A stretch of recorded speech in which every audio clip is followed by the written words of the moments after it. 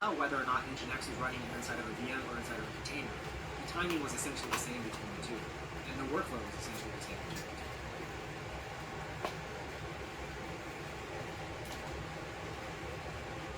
Now, I have to be honest, when I first heard about using a VM instead of a container, I thought, what is Microsoft doing? This was on the Windows container side of things with the Hyper-V container type.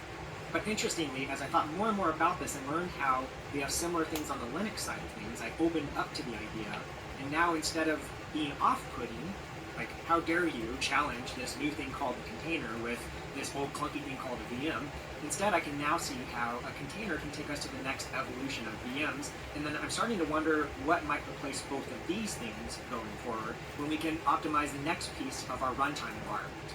Because that's really what a container or a VM is. It's just a runtime environment to run our application. What might be coming next for that? Maybe microkernels? Who knows? But at the end of the day, we'll still need effective image distribution. So I think it's really neat how we can use the same images right now with both containers and VMs. And it's more or less a runtime decision what environment we deploy to.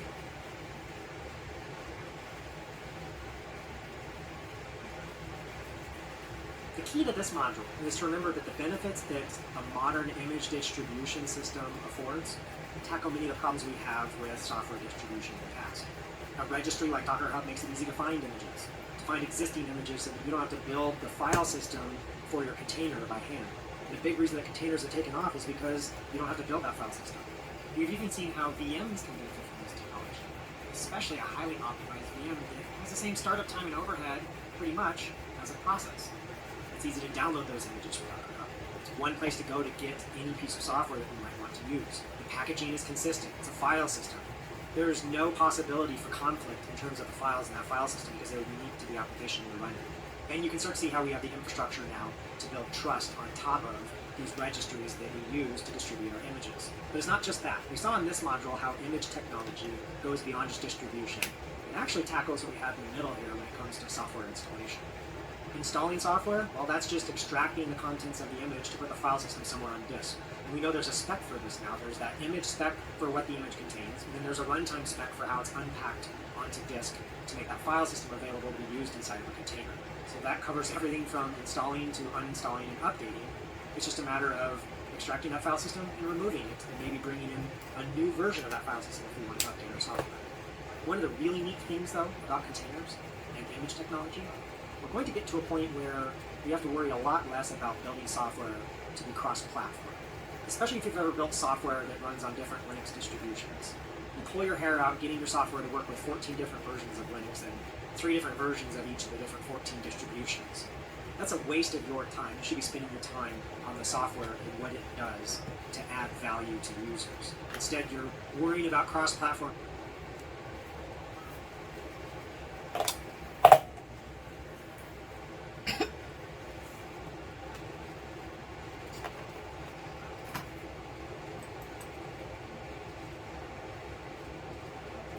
Now that we have an understanding of how containers work and the benefits afforded by containers, and especially when we introduce modern image technology, let's take a step back and ask ourselves, what could we do to get started with this technology? Well, my number one recommendation for you, don't start out in production. Look for opportunities to take advantage of containers outside of production, perhaps in a development environment or testing environment, or even for learning. Many of the benefits can be had outside of production, so why add the unnecessary burden of perfecting your knowledge of containers to be able to roll them out in production? What I found is if you can use containers in your daily work to benefit yourself and other people, after all, we're just talking about running software, if you can use this in your daily work, you'll begin to understand more of the nuances, which will better prepare you for a complicated rollout perhaps into a production environment. If you hop out to the OCI image specification and scroll down a little bit here, you'll notice an emphasis on the workflow for creating containers and running them. There's an emphasis on making sure it's as easy as Docker run and then the name of a particular image to be able to get a container up and running. Or if you're not using Docker as your container runtime, these monolithic applications that contain everything, instead we build our application to do what we need it to do and we defer to other services to support our needs. For example, we might want to send email, so we'll need an SMTP server. Bringing these extra services up can be a big challenge. It means that developers need to understand how to find the software, download it, install it, configure it, run it, start it, stop it, and have the resources locally to be able to use all these different services. And of course, that's a big hassle.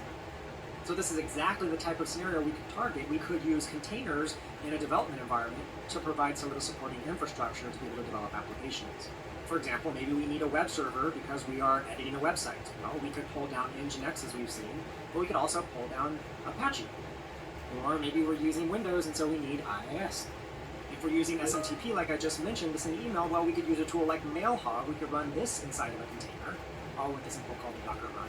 And everything will be up and running and have a fake SMTP server in development that also comes with a web-based interface. So, long story short, developers can simplify the testing of sending emails. They don't have to know anything about creating an SMTP server. They just pull down this image, spin up a container with it, and everything's running for them. And when they're done, they can just stop the container. Perhaps our application uses a message queue, and so we want to have RabbitMQ available locally for testing purposes. Well, developers don't have to learn how to set this up either. They can just pull down the image and run it all in a single line.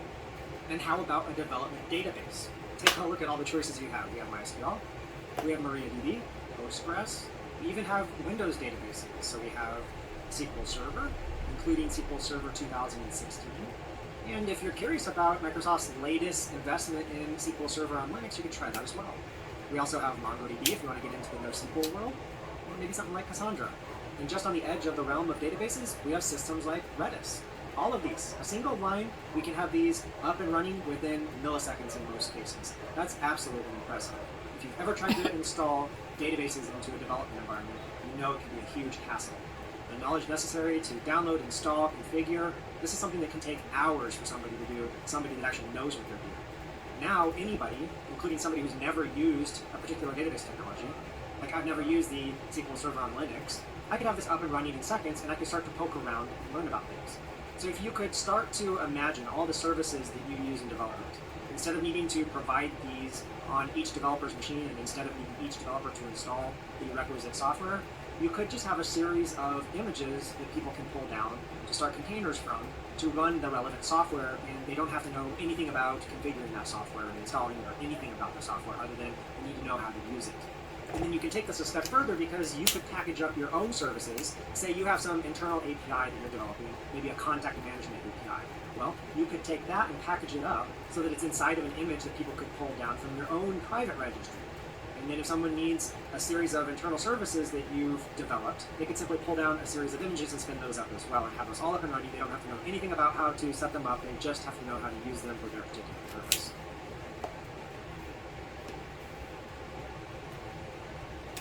Pretend for a moment that you work for Amazon and you're responsible for the shopping cart. As you develop new features for that shopping cart, you'll want to demo those to other people. Building images would be a great way to be able to create reproducible environments for demonstration purposes. For example, let's say that each time you check in a change to the shopping cart repository, you kick off a build process that generates a series of binaries for the shopping cart application. And of course, you have dependencies that you rely upon to run that application. Let's just say that this is a .NET application, so we have perhaps ASP.NET Core, JSON.NET as third-party dependencies or libraries that we need to pull in. We also need to run that on top of the .NET Core runtime, and then maybe we are hosting this in a Linux environment. We need to pull together all of these different files and package them up into our own image. And if we do that, then we have an image of our application. Perhaps we would generate this each time we make a change to our application. And then we can pull that image into a testing environment and spin up a container with it. And the first container we spin up might be for one demo environment, perhaps for QA to be able to poke around and test things. And of course, we probably have some database that comes along with our application. In this case, we probably don't need to build an image. We can reuse an existing image. For example, if it were MongoDB, we could pull that down from Docker Hub, and then we could create a second container with that and hook it up to our shopping cart demo one container. And this would give us one environment, and again, this could be for QA. We might have another environment, though, that we spin up for demoing to a prospective customer. Maybe we spin up another environment for stakeholders to play around with, and maybe we spin up another environment for somebody else inside of QA to be able to poke around in a different environment.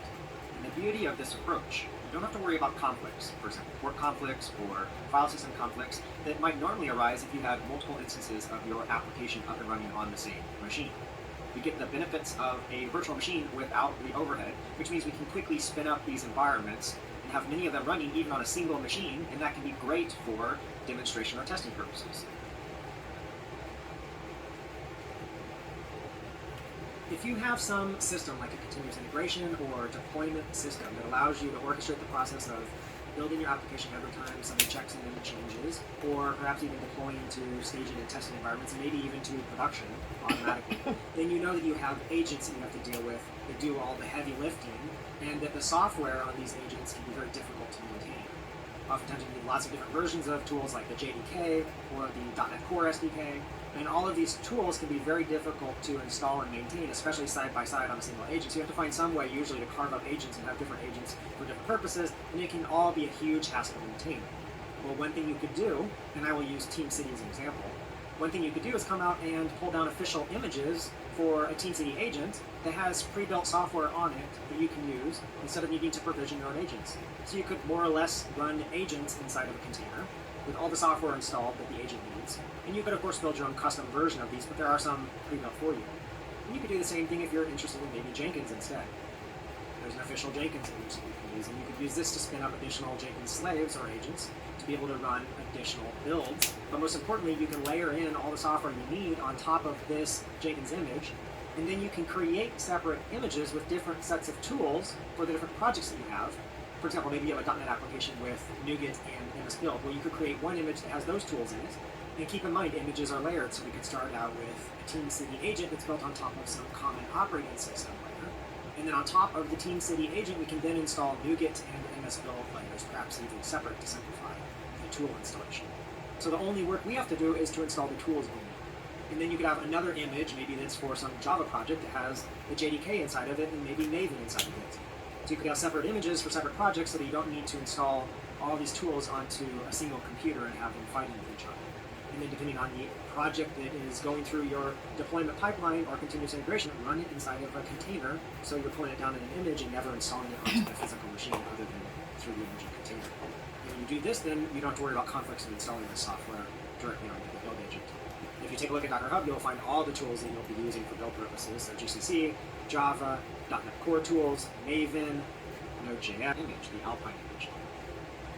And of course, if you want to use this tool as well, you'll have to find out where to go to get it, download it on your computer, install it, and then hope that it just works, and of course deal with any issues that might arise installing it in your particular environment. Well, that doesn't have to be the case because we could just run this inside of a Docker container, which is exactly what I've been doing here in these previous two examples. It looks like I'm running this command that's installed on my computer, but it's not. If you've ever set a bash alias before, you'll understand the trick that I plan on you here. Behind the scenes, I'm running this tool inside of a container, but it doesn't appear as if I am, simply because I swept the Docker run under the rug behind this alias. So it seems like I'm just using this tool directly on my computer, but I'm not. So when I execute the command above, I'm really just merging these two strings together to run the resultant Docker run command to run a particular container with this tool installed inside of it, so I don't have to install this on my local computer. Now, whether or not you use an alias to sweep the Docker run under the rug, that doesn't matter. The important thing is there are a variety of tools that are command line tools that can sometimes be rather difficult to install on your computer, or you might not be able to find a particular build of an application, like Nmap, that can easily run on your operating system, and so it might be easier to just run it inside of a container. I would encourage you to go out to Docker Hub and take a look at command line tools that you'd like to run from time to time to see if you could just pull down an image instead of needing to worry about installing it on your local computer.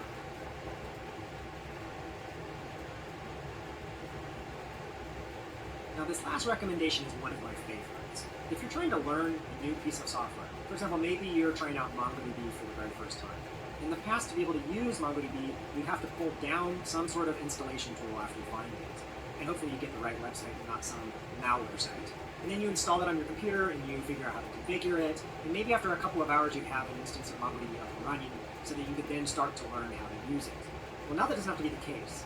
Now, with a single call to something like Docker run Mongo, you can have the server up and running without needing to know how to install anything yourself. I've mentioned this before, but I really want to point out that this inverts the learning process. In the past, you had to know how to set things up and do that before you could learn how to use a piece of software. Now that's inverted. You can first use the software by running it in a container from a pre-built file system inside of an image. You can use the software and learn about it, see and think about it, and then if you want to use that software going forward, then you can take the time to learn how to set it up and configure it. You don't have to learn how to set it up first. And that's a really powerful thing because most of the time we abandon learning simply because we get tired of setting up software. How many times have you set out to learn something new to spend 4 hours installing the software that you want to try out? only to then be out of time for the day, to shut down your computer and go home, and then the next day when you come back to work, you're put off with the idea of picking up with where you left off, so you never get back to learning that software because it was such a hassle to set up. Well, now you don't have to do that. And the beauty is, though, when you are ready to learn, there's this thing called a Docker file, which is just a script to create an image. You can come to this Docker file. It'll look familiar to you if you're used to using scripts to install software on computers. So it's the exact same thing. The software just gets installed into the image, baked into the image. Well, you have a script out here to learn from to understand how you install a piece of software. And the beauty is, this script comes from the people that likely made the software, especially when it's one of these official images, an official repository. You know that you are following good advice when you're taking a look at the Docker file behind these official images. Inverting learning is one of my favorite uses for Docker. There are just so many pieces of software that are complicated to get up and running. Software that with containers and images you can have up and running in seconds. It always blows my mind. One last thing to consider when it comes to learning, you can build your own images to help educate your colleagues, or even use it yourself when you're teaching other people things. For example, I built this image that contains both MongoDB and some sample data sets. So I've got this pre-baked image that comes with MongoDB, and sample database is already loaded. So if somebody wants to learn MongoDB, they don't have to learn how to load a database. They can first use existing databases from this image and then reverse engineer the process by taking a look at that Docker file that I used to create this image.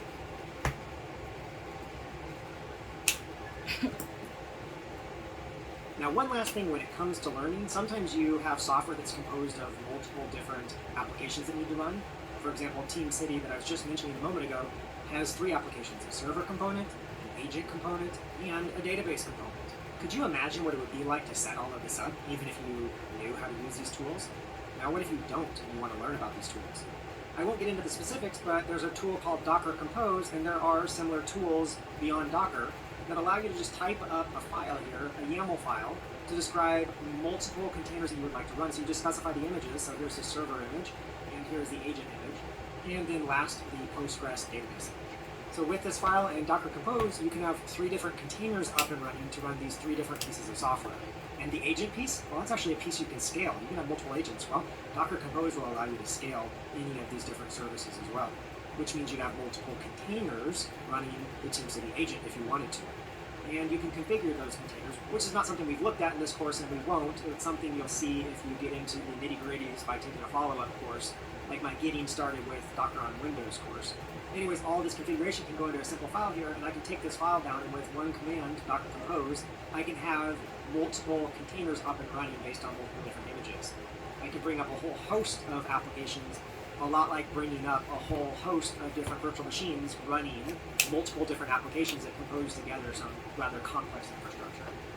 And again, I can do this with a one-liner without needing to know how to set up these tools. I can have multi-server infrastructure up in a matter of seconds, and I can do this on my local computer too. I don't have to have multiple machines for this, because remember, I can have multiple containers running on my local development computers. I can spin up complex multi-server infrastructure without actually needing the virtual machines. And now think back to all the other scenarios we discussed, and you could take advantage of this in those as well. For example, with development, you could check in a file that describes all the different containers that a person would need to run for a given project. You can check that into your version control system so that when someone joins a project for the first time, they can pull that down and